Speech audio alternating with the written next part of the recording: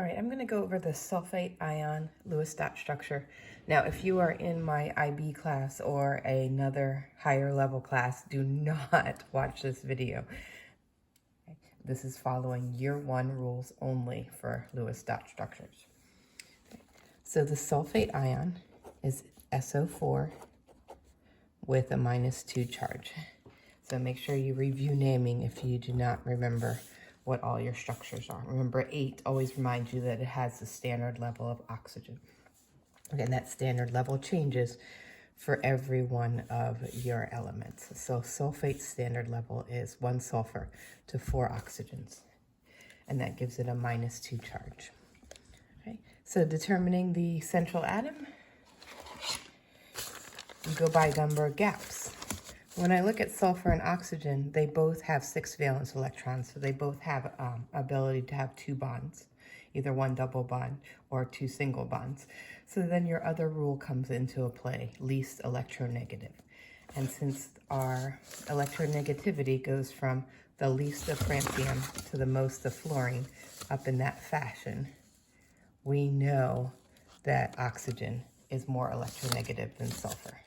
What's another hint that sulfur is a central atom? We like a symmetry, so sulfur would look better in the center. And then I know I have 4, and so I'm going to pretend that there's 4 sides, and I'm just going to put an oxygen on each of the 4 sides. Then I'm going to do a single bond between each of the outer electrons and the central. Okay, so these rules are a little bit faster than what we've been doing before, so we still have to determine central atom. Okay, we now place the outer atoms with a single bond. Okay, and we need to count our electrons, because when we're doing ions, we are able to have, if it's an anion, we're going to have more electrons than what we originally thought about. So we need to count. Sulfur, like I said, 6 valence electrons. So 6 valence electrons plus 1, or times 1, because it's the sulfur, 1 sulfur, plus 6 valence electrons in oxygen, and there's 4 of them. And then this is a plus again, because it's an anion. Electrons are negative. So if I'm counting up the total electrons and then I have a -2, that means I have 2 extra electrons. So that tells us that our total number of electrons are 32 electrons. That is our goal. So when you're doing ions, you don't have to worry about the process and making sure that you have each of the electrons so you can see the sharing. You don't need to do that with ions because of how those electrons work. Your main goal is central atom, place the outers with a single bond, see how many total electrons you have, and distribute to make octets. Okay, we don't have hydrogen here, and we don't have boron here. So I don't need to worry about incomplete octets. Remember, hydrogen can only make a single bond, and boron can only make 3 bonds. So how do I get this to be all happy? Well, oxygen right now has 2, and he needs 8 to be happy. Oxygen has 2, he needs 8 to be happy. Oxygen has 2, 1 of his and 1 from sulfur, so he needs 8 to be happy. Okay. So in each one of those oxygens, I'm having 1, 2, 3 pairs of unbonded electrons and 1 pair of bonded, where remember it's like a dumbbell. One of these sides of the dumbbell is for oxygen, and one of these sides is for sulfur.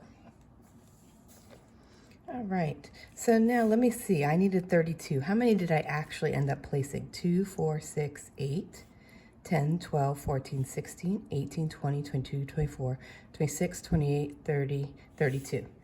This does not mean that you are done. You still have to go around and make sure that everything is making sense.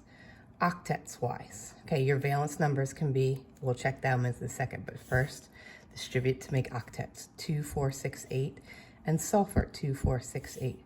Okay, and so you're still gonna do that QA/QC, quality assurance, quality control, double checking you don't have any mistakes. My octets make sense. Okay. But valence is a little bit differently because the valence is what's helping us figure out the charges. Oxygen is supposed to have how many? 6. How many does he have? 1, 2, 3, 4, 5, 6, 7. Because remember, this side is his, and the sulfur, the one on the other side, belongs to sulfur.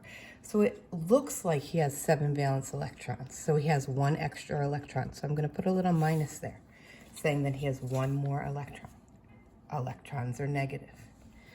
1, 2, 3, 4, 5, 6, and an extra 1, minus. 1, 2, 3, 4, 5, 6, 1 extra 1, a minus. 1, 2, 3, 4, 5, 6, 1 extra 1, a minus 1. Okay, and you can write -1 or minus. I just write minus because the 1 is implied. Sulfur, 1, 2, 3, 4. Oh wait, he's the other way around. He's supposed to have 6, but he only has 4.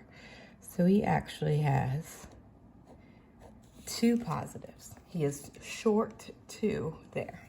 He's supposed to have 6, but he has 4. So he has a +2.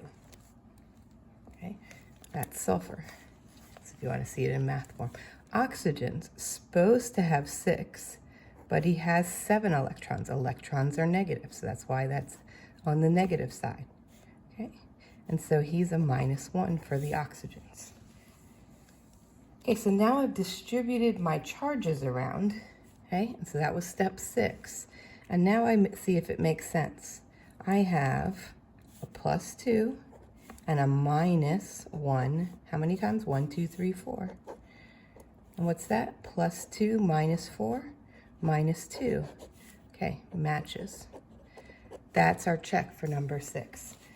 That our valence matches what our charge is supposed to be, and it is. It's supposed to be a -2, and we have a -2 there. So that means this structure is good. So your last step is add brackets and charge. Okay, the bracket goes around the whole thing, not around the single elements, because we still need to be able to show all those bars, because that's what's important, is to show how this bonds. And then you put the charge over here. Okay. And again, this is not what sulfate would look like in real life, but this does meet your year 1 rules. So this is what I'd want to see on the test if I gave you sulfate.